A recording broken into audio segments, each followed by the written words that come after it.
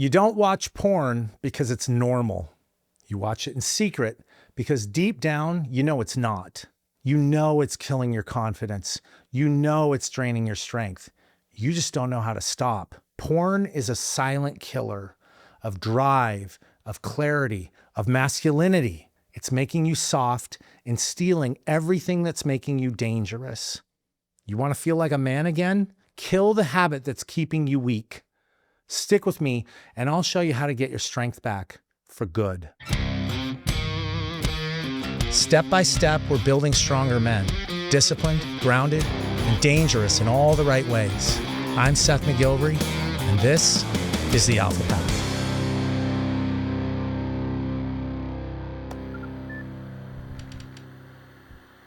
Terry Crews, actor, athlete, one of the most physically intimidating men in Hollywood, has been brutally honest about how porn nearly wrecked his life.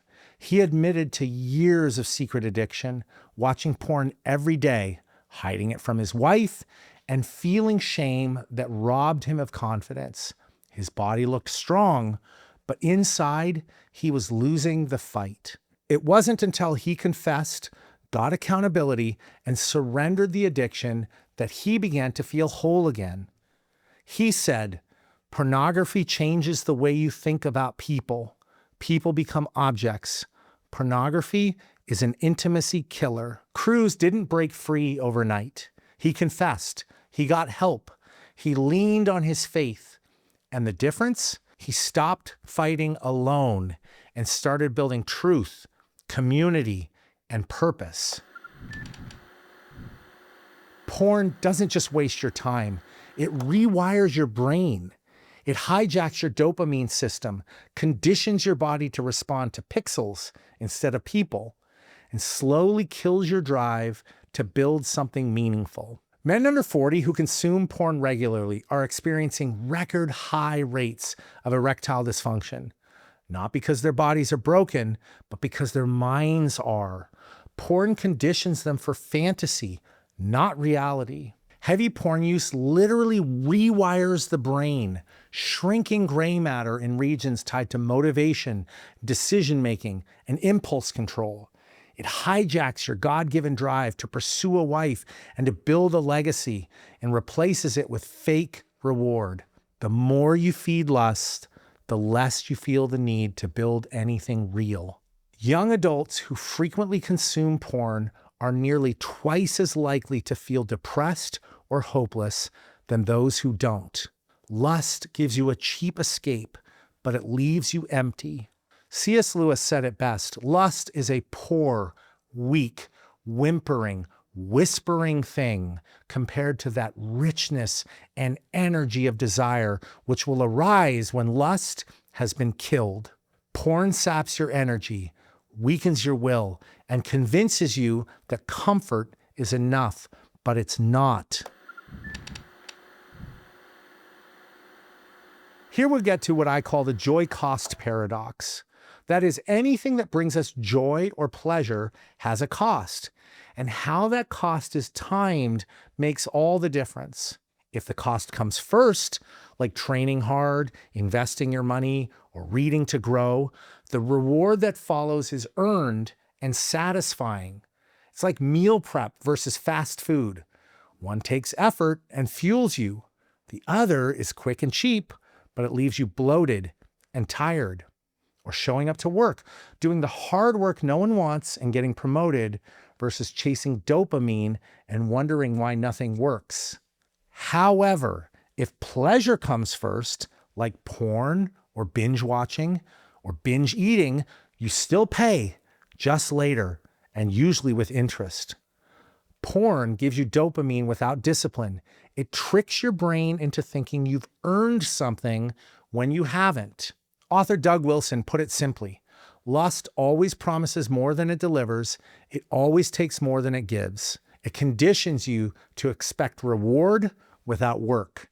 And over time, it breaks your motivation to grow, to lead, and to love. You start avoiding hard conversations. You let your body go. You lose your hunger to compete, to create, to lead. Porn detaches you emotionally. It feeds infidelity. It hollows out real intimacy. It makes you a shell of who you were meant to be, distracted, emotionally flat, spiritually numb. The man who walks in purity carries quiet strength. The man ruled by porn is passive, ashamed, and hard to satisfy. And spiritually, porn traps you in shame. It keeps you hidden, numbed out, and alone. Proverbs 5:22 says, "The evil deeds of the wicked ensnare them. The cords of their sin hold them fast." Porn is a snare, and every time you justify it, you tighten the cord. So this isn't just about quitting a bad habit. It's about reclaiming your soul. Porn is a spiritual war disguised as entertainment. And if you keep fighting like it's private, you'll keep losing in silence. You want your strength back? Then go to war. And here's what's on the other side: clarity instead of confusion, courage instead of shame, focus instead of fog, real intimacy instead of shallow escape, and a mission to build something that lasts. God doesn't just want you to stop sinning. He wants you to start building your strength and your legacy and walking in freedom. Galatians 5:1 says, "It is for freedom that Christ has set you free. Stand firm then, and do not let yourselves be burdened again by a yoke of slavery." I don't need to tell you that porn makes you a slave. You already know it. I know it too because I've lived it. And the only way to walk in freedom with a clear conscience and your head held high is to be free from your own lust. Proverbs 119:45 adds, "I will walk in a wide place, for I have sought out your precepts." God's commandments aren't chains, they're guardrails. They don't shrink your world, they open it up. They're what lets you walk boldly, with room to breathe, in a life that's wide open and full of purpose. If you want that kind of life, here's where to start. Number 1, cut off access.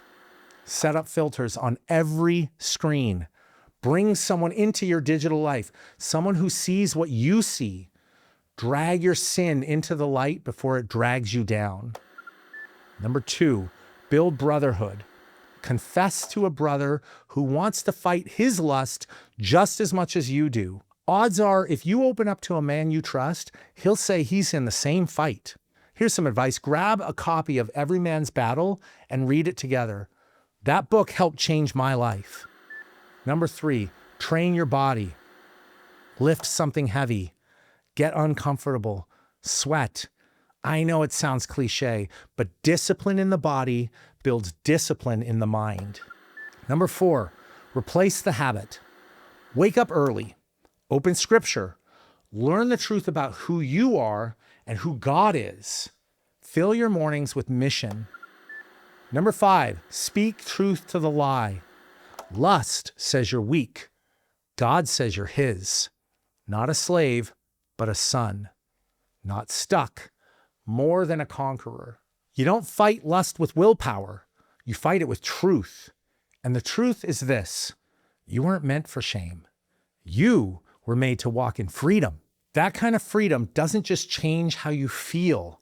It shapes who you become. And you're shaping more than yourself. You're shaping the man your future wife will follow and your children will imitate. Walking in purity doesn't strip joy and pleasure from your life. It redefines it. It reconnects you to what matters. It sharpens your mind and restores your strength from the inside out. So here's the challenge. 7 days. That's all I'm asking for now. 7 days. No porn. No fantasy. No compromise. And then track how you feel, your energy, your focus, your drive. Journal it. Own it. Then ask yourself, who do you want to be? A man drained by screens or a man driven by strength? A man who's gained control of his desires walks in freedom. He walks taller. He thinks clearer. He leads with strength because he's no longer driven by desire. He's driven by purpose. So here's your call to arms. Put porn to death. Pick up your cross. Follow Christ. Be the man God made you to be. Subscribe to the Alpha Path.